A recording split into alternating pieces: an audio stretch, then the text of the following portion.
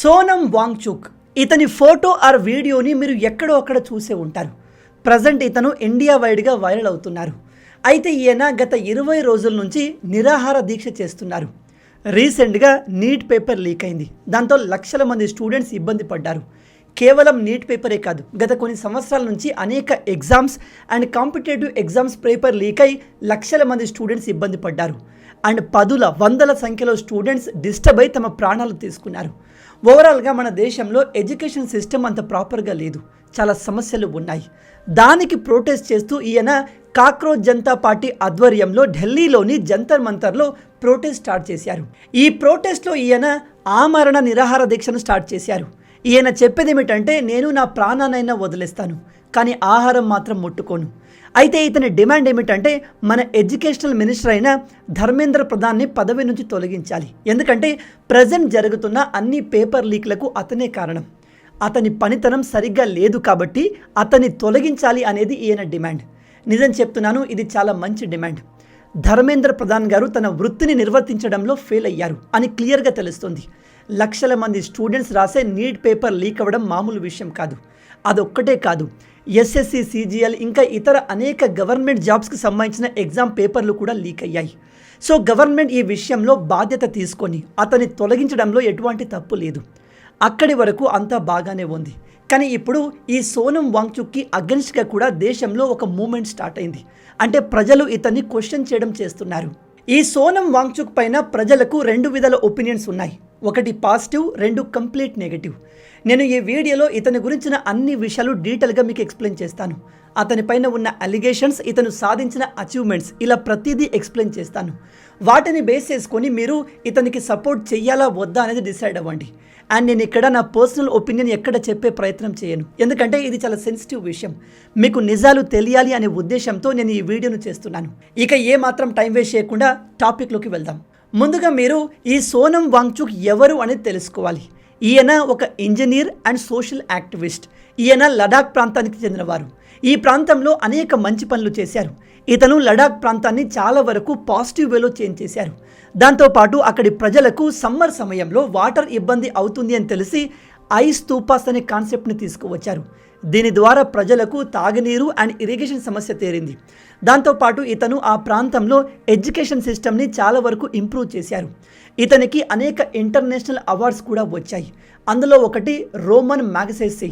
దీన్ని ఏషియా యొక్క Nobel prize అని కూడా చెప్తారు. దాంతోపాటు ఈయన మన భారత ఆర్మీ కోసం సోలార్ బ్యాటరీ క్యాంప్స్ని తయారు చేశారు. అండ్ చాలామంది చెబుతూ ఉంటారు ఇతని లైఫ్ని బేస్ చేసుకొని 3 Idiot మూవీని తీశారు అని. ఈయన చేసిన పనులు చూస్తే మనకు అలా అనిపిస్తుంది. కానీ 3 Idiot మూవీకి ఇతనికి ఎటువంటి సంబంధం లేదు. ఈ విషయాన్ని నేను చెప్పట్లేదు, స్వయంగా 3 Idiot మూవీలో యాక్ట్ చేసిన హీరో అమీర్ ఖాన్ గారు చెప్పారు. దాంతోపాటు సోనం వాంగ్చుక్ గారు కూడా స్వయంగా ఆ సినిమాకు నాకు ఎటువంటి సంబంధం లేదు, ఆ సినిమా నన్ను ఇన్స్పిరేషన్గా తీసింది కాదు అని క్లియర్గా చెప్పారు. సో ఈ విషయంలో మీకు క్లారిటీ వచ్చింది అనుకుంటున్నాను. ఇక ఇతనిపై ఉన్న ఆరోపణలు ఏంటి అనే విషయానికి వస్తే, ఇతన్ని చాలామంది దేశద్రోహిగా కన్సిడర్ చేస్తారు. ఎందుకంటే ఇతను చేసిన కొన్ని విషయాలు అలాంటి అనుమానాన్ని క్రియేట్ చేస్తాయి. ఫస్ట్ ఆఫ్ ఆల్, ఇలా ప్రొటెస్ట్ చేయడము, నిరాహార దీక్ష కూర్చోవడం ఇతనికి కొత్త కాదు. ఇతను ఒక సోషల్ యాక్టివిస్ట్. అంటే ప్రతిసారి గవర్నమెంట్ని క్వశ్చన్ చేయడము, గవర్నమెంట్ దగ్గర అకౌంటబిలిటీ అడగడం చేస్తారు. ఇది మంచి విషయం. కానీ వేరే దేశాల ఇన్ఫ్లుయెన్స్కి లొంగి వేరే దేశపు ఇంట్రెస్ట్ కోసం ఇలాంటి పనులు చేస్తే అది యాంటీ ఇండియా యాక్టివిటీ కిందికి వస్తుంది. విషయం ఏమిటంటే, ఇతనికి చైనాతో కనెక్షన్ ఉంది అని అలిగేషన్ ఉంది. బై ద వే, ఈ అలిగేషన్ బీజేపీ పవర్లో ఉన్నప్పుడు వచ్చింది కాదు. ఈవెన్ కాంగ్రెస్ గవర్నమెంట్లో ఉన్నప్పుడు కూడా ఇతనిపైన ఇలాంటి అనేక అలిగేషన్స్ ఉన్నాయి. ఇతనికి ఒక ఎన్జిఓ ఉంది. దాని ద్వారా ఇతను ఇండియాలో డిఫరెంట్ యాక్టివిటీస్, ఎస్పెషల్లీ ఇలాంటి ప్రొటెస్ట్లు చేస్తూ ఉంటాడు. అయితే ఈ ఎన్జిఓకి ఇతర దేశాల నుంచి ఫండింగ్ వస్తూ ఉంటుంది. మన దేశంలో చాలా ఎన్జిఓలు వేరే దేశపు, అంటే అమెరికా, చైనా, ఇతర దేశాల నుంచి వచ్చే డబ్బు పైన అవి వర్క్ చేస్తూ ఉంటాయి. వాటిని ఉపయోగించి మన శత్రు దేశాలు మన ఇండియాలో యాంటీ ఇండియా పనులు చేపిస్తాయి. ఉదాహరణకి మన భారత గవర్నమెంట్ ఏదైనా ప్రాంతంలో ఒక అతిపెద్ద మ్యానుఫ్యాక్చరింగ్ హబ్ క్రియేట్ చేయాలి అనుకుంటే వెంటనే అక్కడికి ఎన్విరాన్మెంట్ యాక్టివిస్టులు వచ్చి ప్రొటెస్ట్ చేస్తూ ఉంటారు. వాళ్ళు నిజంగా నేచర్ గురించి, జంతువుల గురించి కేర్ తీసుకునే వాళ్ళైతే వాటి కోసం పోరాడంలో ఎటువంటి తప్పు లేదు. కానీ చైనా, అమెరికా అండ్ ఇతర మన శత్రు దేశాలు ఈ ఎన్విరాన్మెంటలిస్టులకు డబ్బులు ఇచ్చి మన ప్రాజెక్ట్స్ని ఆపేందుకు ఇలాంటి ప్రొటెస్ట్లు చేపిస్తారు. మనది డెమోక్రసీ కాబట్టి ఎవరు ఏదైనా చేయొచ్చు అండ్ ఇలాంటి ప్రాజెక్టులను ఆపే హక్కు కూడా ప్రజలకు ఉంటుంది. సో దాన్ని వీళ్ళు మిస్యూజ్ చేస్తారు. సో అలాంటి యాక్టివిటీ ఈ సోనం వాంగ్చుక్ చేశాడు అనేది ఇక్కడ అలిగేషన్. ఇతనేం చేశాడు అంటే మీ అందరికీ తెలుసు, ఆర్టికల్ 370 తొలగించిన తర్వాత జమ్మూ కాశ్మీర్ అండ్ లడాక్ మన భారత్లో కంప్లీట్గా విలీనమయ్యాయి. లదాఖ్ని భారత ప్రభుత్వం యూనియన్ టెరిటరీ చేసింది. ఇంతకుముందు లదాఖ్లో బయట రాష్ట్రాల వాళ్ళు ఆర్ కంపెనీలు అక్కడ ల్యాండ్ కొనడానికి వీల్లేదు, అక్కడ ఎటువంటి డెవలప్మెంట్ చేయడానికి వీల్లేదు. కానీ ఇప్పుడు అక్కడ పెద్ద పెద్ద కంపెనీలు, సాఫ్ట్వేర్ కంపెనీలు, మ్యానుఫ్యాక్చరింగ్ కంపెనీస్ ల్యాండ్ కొని తమ ప్లాంట్స్ని ఎస్టాబ్లిష్ చేయొచ్చు. దానికి అగెన్స్ట్గా ఇతను ప్రొటెస్ట్ చేశాడు. ఇతను చెప్పేది ఏమిటంటే లదాఖ్ చాలా సెన్సిటివ్ ప్రాంతం, ఇక్కడ కంపెనీలు, ఫ్యాక్టరీలు, హోటల్స్ పెట్టి జనాలు ఎక్కువగా వస్తాయి, ఇక్కడి వాతావరణం దెబ్బతింటుంది, ప్రకృతి మిగలదు అని చెప్తున్నారు. ఒక రకంగా ఇతను చెప్పేది నిజం అనుకుందాం. కానీ లడాక్ ప్రాంతంలో మనకు చైనా నుంచి ప్రమాదం ఉంటుంది. చైనా తమ బార్డర్ ఏరియాలో హెవీగా కన్స్ట్రక్షన్ చేస్తుంది. అక్కడ కొత్త కొత్త విలేజెస్లను, కొత్త కొత్త మ్యానుఫ్యాక్చరింగ్ సెంటర్స్ని, కంపెనీస్ని ఎస్టాబ్లిష్ చేసి ఆ ప్రాంతాలని డెవలప్ చేస్తుంది. కానీ మనం మన బార్డర్స్ని ఇతని మాటలు నమ్మి అలా వదిలేస్తే మెల్లమెల్లగా చైనా దాన్ని ఆక్యుపై చేసుకుంటూ వస్తుంది. దాన్ని ఆపాలి అంటే మన బార్డర్లో కూడా డెవలప్మెంట్ జరగాలి. మన బార్డర్లో డెవలప్మెంట్ జరిగితే చైనా దాన్ని ఆక్యుపై చేసే ప్రయత్నం చేయదు, చేస్తే ఈజీగా దొరికిపోతుంది. ఇప్పుడు ఈయన మన బార్డర్లో డెవలప్మెంట్ జరగకుండా అడ్డుపడుతూ ప్రొటెస్ట్ చేశాడు. అండ్ ఇతను చెప్తున్నాడు లదాఖ్ ప్రాంతంలో 6th షెడ్యూల్ని ఇంట్రడ్యూస్ చేయాలి అని. 6th షెడ్యూల్ వల్ల ఏమవుతుంది అంటే లడాక్ మన ఇండియాలో భాగం అయినప్పటికీ అక్కడ గవర్నమెంట్ ఎటువంటి డెవలప్మెంట్ పనులు చేయడానికి వీల్లేదు. అలాగే ఇతను ఒక ఇంటర్వ్యూలో మాట్లాడుతూ ఒకవేళ సెంట్రల్ గవర్నమెంట్ లదాఖ్ ప్రాంతంలో 6th షెడ్యూల్ తేకపోతే ఒకవేళ చైనా సైనికులు బార్డర్ లోపలికి వస్తే మేము వాళ్ళను అడ్డుకోము, మేము వాళ్లకు లోపలికి రావడానికి దారి చూపిస్తాము అంటూ యాంటీ ఇండియా స్టేట్మెంట్ ఇచ్చాడు. సో ఇప్పుడు మీరు చెప్పండి, ఇలాంటి పనులు ఇతను చేసినప్పుడు ఇతన్ని చైనా ఏజెంట్, చైనా చేతిలో పనిచేసే మనిషి, ఇతను యాంటీ ఇండియా పనులు చేస్తున్నాడు అనే అనుమానం ప్రజల్లో సాధారణంగా వస్తుందా లేదా? అందుకే ఇతన్ని చాలామంది యాంటీ ఇండియా నెరేటివ్ నడుపుతాడు, ఇతను యాంటీ నేషనల్ అని చెబుతూ ఉంటారు. ఈ ట్యాగ్ ఇతనికి బీజేపీ అండర్లో రాలేదు, కాంగ్రెస్ హయాంలో కూడా ఇతని పైన ఇలాంటి అలిగేషన్ చాలా ఉన్నాయి. దాంతోపాటు ఇతను కొన్ని నెలల క్రింద లడాఖ్లో ప్రొటెస్ట్ చేశాడు. ఆ ప్రొటెస్ట్ వైలెంట్గా మారి దాదాపు 4 ప్రాణాలు కోల్పోయారు. లడాఖ్లో లా అండ్ ఆర్డర్ కంప్లీట్గా డిస్టర్బ్ చేసినందుకు ఇతన్ని సెంట్రల్ గవర్నమెంట్ ఎన్ఎస్ఏ యాక్ట్ కింద అరెస్ట్ చేసింది. ఎన్ఎస్ఏ యాక్ట్ అనేది ఉగ్రవాదుల పైన పడుతుంది, యాంటీ ఇండియా యాక్టివిటీ చేసే వారిపైన పడుతుంది. ఇతన్ని 170 రోజుల వరకు గవర్నమెంట్ జైల్లో ఉంచింది. బట్ ఇతను బయటకు వచ్చి స్టిల్ ప్రజల కోసం పోరాడుతున్నాడు. నేను ఇక్కడ ఈయన చేసిన మంచి పనులు చెప్పాను, ఇతనిపై ఉన్న అలిగేషన్స్ కూడా చెప్పాను. ఇక ఇతను యాంటీ నేషనలా లేదా నేషనలిస్టా అనేది మీరు డిసైడ్ చేయండి. ఇక మనం ఢిల్లీలో జరుగుతున్న ప్రొటెస్ట్ గురించి మాట్లాడితే మీ అందరికీ తెలుసు, కాక్రోచ్ జనతా పార్టీ, దీన్ని అభిజిత్ దీప్కే అనే వ్యక్తి స్టార్ట్ చేశాడు. ఇది కంప్లీట్గా ఆన్లైన్లో క్రియేట్ అయిన రెవల్యూషన్. ఈ అభిజిత్ దీప్కే కంప్లీట్గా కోర్ ఆమ్ ఆద్మీ పార్టీకి చెందిన వ్యక్తి. అండ్ ఇతనితో పాటు విజేత దయ్యా అనే వ్యక్తి కూడా ఈ పార్టీ ఫౌండర్గా ఉన్నాడు. ఇతను కంప్లీట్ యాంటీ హిందూ మాటలు మాట్లాడతాడు. ఈ ధ్రువరాతే మీకు తెలుసు కదా, అతని వీడియోస్కి ఈ విజేత దయ్యా స్క్రిప్ట్ రాస్తూ ఉంటాడు. అండ్ ఈ పార్టీలో ఉన్న మ్యాక్సిమం మెంబర్స్ ఆమ్ ఆద్మీ పార్టీకి చెందిన వాళ్ళు. సో ఒక రకంగా ఈ కాక్రోచ్ జనతా పార్టీకి ఆమ్ ఆద్మీ పార్టీ యొక్క సపోర్ట్ అండ్ ఇన్ఫ్లుయెన్స్ క్లియర్గా ఉంది. బట్ స్టిల్ సోనం వాంగ్చుక్ గారు వీళ్ళతో మాట్లాడి వీళ్ళ ఆధ్వర్యంలో స్టూడెంట్స్ కోసం ఆమరణ నిరాహార దీక్ష స్టార్ట్ చేశారు. ఇప్పటికీ 20 రోజులు అవుతుంది ఈయన ఆహారాన్ని ముట్టుకొని. ఇతని శరీరం మెల్లగా వీక్ అవుతుంది. ఇతను 20 రోజుల్లో 9 కేజీల బరువు తగ్గారు. ప్రజెంట్ ఇతని ప్రాణం ఎప్పుడు పోతుందో అర్థం కాని పరిస్థితిలో ఉంది, ఎందుకంటే అంత వీక్గా మారారు. ఈ టైంలో కూడా ఇతన్ని మీరు ఎందుకు ఇంతగా ప్రొటెస్ట్ చేస్తున్నారు, మీరు బతికి ఉండి సాధించవచ్చు కదా అంటే ఈయన చెప్పేది ఏమిటంటే ఇది చివరి అవకాశం, మేము పెద్ద పెద్ద డిమాండ్స్ అడగట్లేదు, స్టూడెంట్స్ని ఇబ్బంది పెట్టిన పేపర్ లీక్లకు బాధ్యులైన ధర్మేంద్ర ప్రధాన్ గారు ఎడ్యుకేషన్ మినిస్టర్గా రిజైన్ చేయాలి అనేది మా మేజర్ డిమాండ్ అని చెప్తున్నారు. అతను రిజైన్ చేసినంత మాత్రాన పరిస్థితులు కంప్లీట్గా మారవు కదా అంటే ఎస్, పరిస్థితులు మారవు, కానీ అట్లీస్ట్ ఒక మార్పు స్టార్ట్ అవుతుంది అని చెప్తున్నారు. ఈయన చెప్పింది 100% నిజం.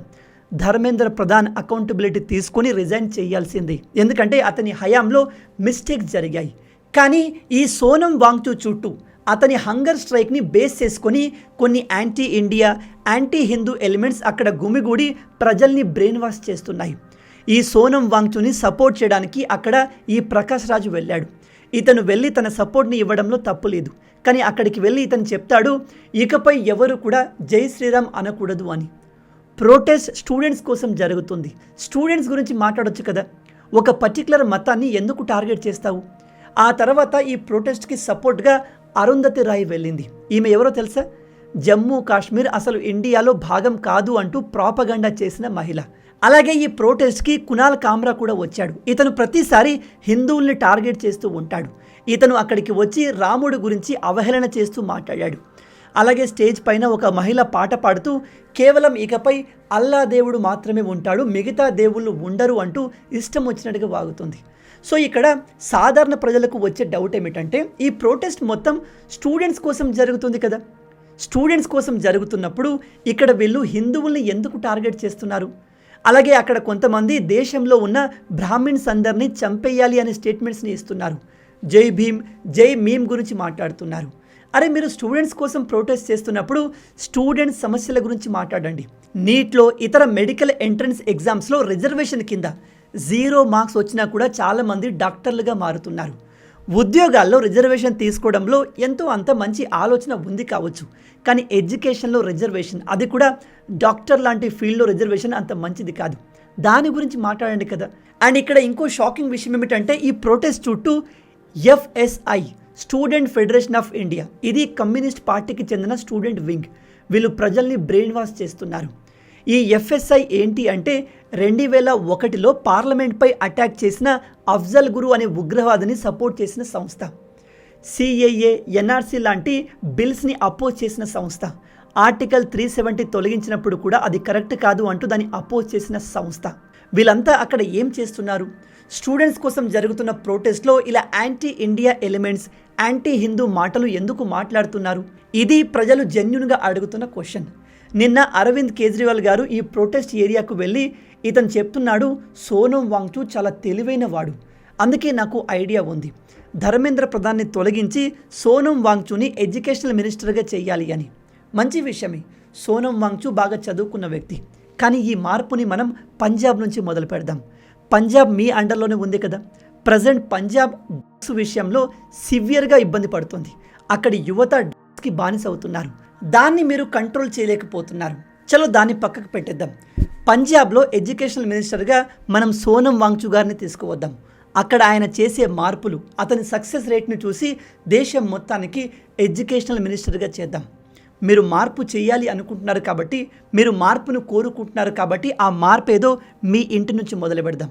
ఇది నేను చెప్తున్న విషయం కాదు, ప్రజలు జెన్యూన్గా అడుగుతున్న క్వశ్చన్. ఎందుకంటే అరవింద్ కేజ్రీవాల్ గారి హిస్టరీ ఏంటో ప్రజలకు క్లియర్గా తెలుసు. ఇక ఫైనల్గా ఈ హోల్ ప్రొటెస్ట్ పైన నా ఒపీనియన్ ఏమిటంటే, సోనం వాంగ్చూ గారు మంచి వాళ్ళ, చెడ్డ వాళ్ళ, ప్రో ఇండియానా, యాంటీ ఇండియానా నాకు తెలియదు, ఎందుకంటే దాన్ని మనం ప్రూవ్ చేయలేము. కానీ ఇతను లేవదీసిన ఇష్యూ వెరీ జెన్యూన్. ఎడ్యుకేషన్ సెక్టార్లో, మన దేశ ఎడ్యుకేషన్ సిస్టంలో చాలా ప్రాబ్లమ్స్ ఉన్నాయి. వాటిని వెంటనే అడ్రస్ చేయాలి. ఎడ్యుకేషన్ సిస్టమ్ అనేది దేశ భవిష్యత్తును డిసైడ్ చేసేది. ఇక్కడ మిస్టేక్ చేస్తే భవిష్యత్తు అంధకారంలోకి వెళ్తుంది. కాబట్టి పేపర్ లీక్లకు కారణమైన, పేపర్ లీక్లను ప్రివెంట్ చేయలేని ఎడ్యుకేషన్ మినిస్టర్ని తొలగించేయాలి, అందులో డౌటే లేదు. కానీ సోనం వాంగ్చూ చేస్తున్న ఈ ప్రొటెస్ట్ని బేస్ చేసుకొని ఇతని చుట్టూ యాంటీ ఇండియా ఎలిమెంట్స్ యాడ్ అయి తమ ప్రాపగాండాను రన్ చేస్తున్నాయి. సో దీని కారణంగా ఇతనికి మంచి ఇంటెన్షన్ ఉన్నప్పటికీ ఎక్కువ మంది ప్రజలు సపోర్ట్ చేయలేకపోతున్నారు. Sonam Wangchuk is a right person కావచ్చు, but he is in the wrong place. Cockroach Janata పార్టీని మనం నమ్మలేము. బట్ సోనం వాంగ్చూ గారు మొండిగా నేను ధర్మేంద్ర ప్రధాన్ రిజైన్ చేసే వరకు నిరాహార దీక్షను ఆపను అని కూర్చున్నారు. కాబట్టి సెంట్రల్ గవర్నమెంట్ ఈ విషయాన్ని సీరియస్గా తీసుకొని ఇతనితో డిస్కస్ చేస్తే బాగుంటుంది.